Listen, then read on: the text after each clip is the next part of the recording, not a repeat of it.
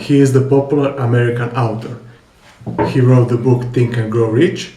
He is Napoleon Hill, and here is top 10 rules for success. A definite purpose must be accompanied by a definite plan for its attainment, followed by appropriate action. Now, you have to have a purpose, you have to have a plan, and you have to start putting that plan into action.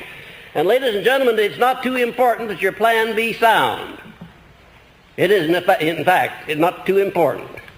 Because if you find that you've adopted a plan that's not sound, that's not working, you can always change. You can modify your plan.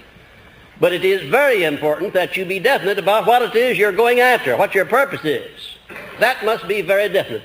Learn to adjust yourself to other people's state of mind and difficulties so as to get along peacefully with them and to refrain from taking notice of trivial circumstances in your relations with other people by refusing to allow them to become controversial incidents. Great people always avoid small incidents of controversy when possible. If you want the mind to pick up an idea and to form a habit so that the mind will automatically act upon that idea, you've got to tell the mind what you want over and over and over again. No end to it. When Mr. Coué came over here some years ago with his famous formula, day by day in every way I'm getting better and better, he cured thousands of people, but a very great number more than that he didn't cure. And I wonder if you would know why. There was no desire, there was no feeling put into that statement. You might just as well blow in the wind as to make a statement unless you put some feeling back of it. Unless you believe it. Procure a neat, pocket-sized notebook, or something on the order of this one here, loose leaf affair.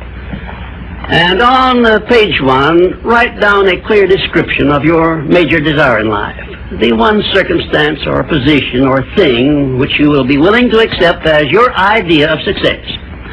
And remember before you begin writing that your only limitations are those which you set up in your own mind or permit others to set up for you.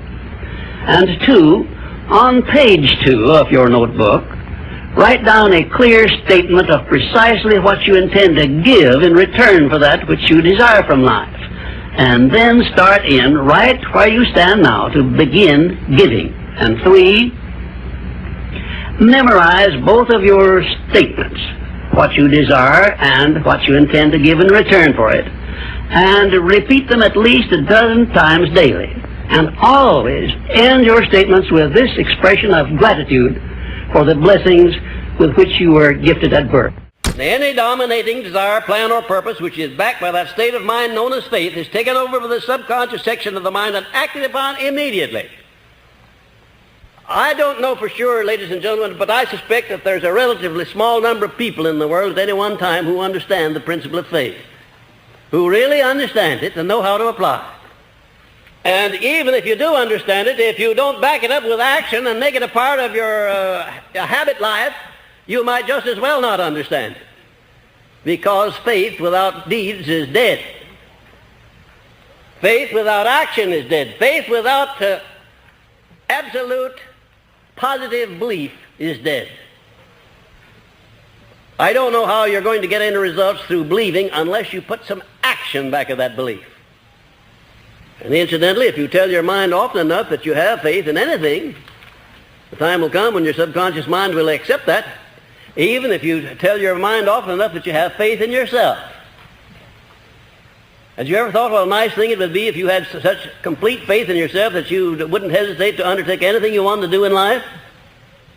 Had you ever thought what a benefit that would be to you? Your personality determines whether people are attracted to you or shy away from you. It is the show window in which you display your character to the world, and it is the one thing which distinguishes you from all other human beings. It is your trademark by which people recognize you, and it is the thing which determines your success or failure in selling yourself through life. Therefore, you should see your personality just as others see it, so you may improve it where it needs improvement. If you would sit down and put an hour-by-hour account of the actual work that you put in each day for 1 week, and then an hour-by-hour account of the time that you waste that you could devote to anything you want to if you wanted to, badly enough. you're going to get one of the shocks of your life.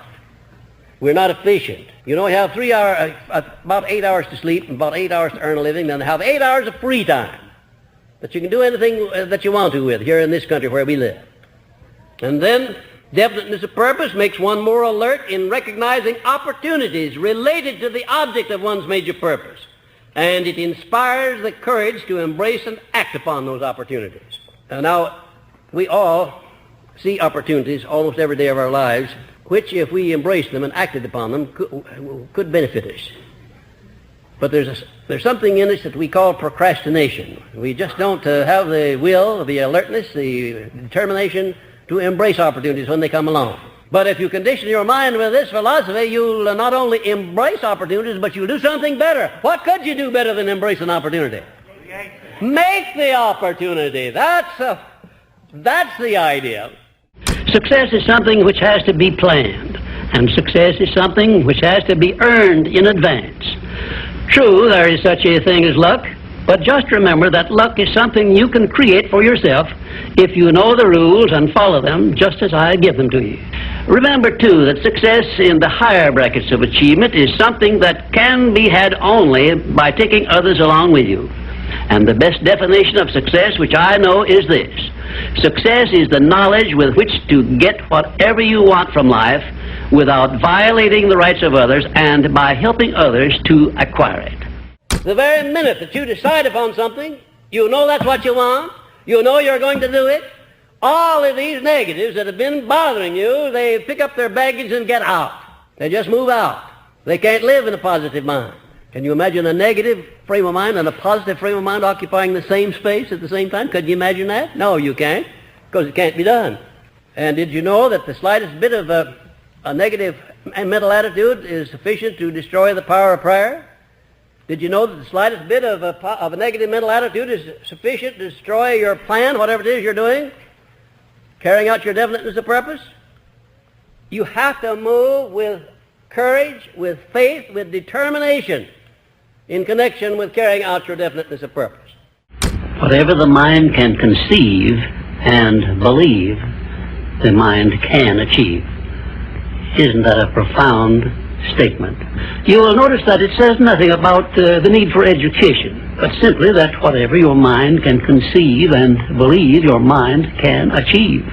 Now, if you want evidence that the mind can achieve whatever the mind can conceive without the benefit of formal education, you only have to remember that Thomas A. Edison conceived the idea of becoming an inventor and lived to become the world's greatest scientist in the field of invention with only 3 months of common school education. Hello subscriber, welcome back to my channel. I hope you like this video. This was top 10 rules for success of Napoleon Hill. Let me know in the comment below what is your opinion about this video. Also smash the like button and leave subscribe if you find value here. And as always, thank you for watching. I appreciate your time and we will see in the next video. Enjoy!